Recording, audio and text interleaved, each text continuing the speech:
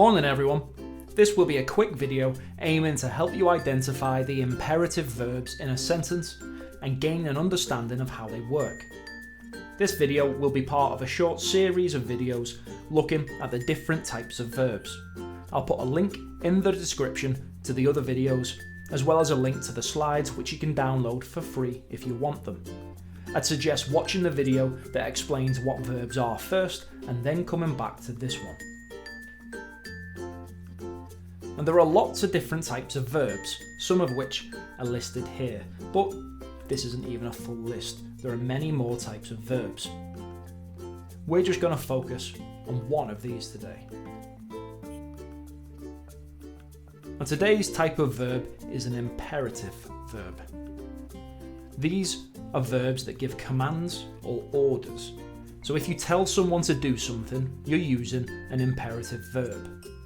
What's unique about imperative verbs is that they fall into some of the different verb categories. You can have imperative verbs that are also dynamic in walk away. Imperative verbs that are also stative, such as please believe me. And imperative verbs that are also phrasal verbs, such as stand up. It's worth noting that as with lots of grammar, imperative verbs are completely context dependent. So whether a verb is imperative or not depends on what the sentence actually says as a whole. An example being, I decided to run to the car because of the rain. Now there's no command involved, so run is not imperative. However, in the sentence, run to the end of the field and back, we're being told to do something. It's a command. So in this instance, run is imperative. Pause the video and see how many imperative verbs you can pick out from the box on the right. But remember, it does depend on the context of the sentence you put them in.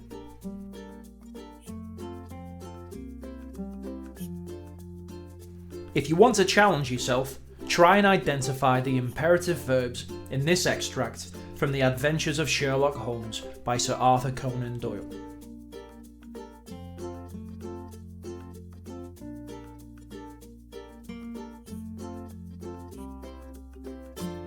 And that is imperative verbs in a nutshell.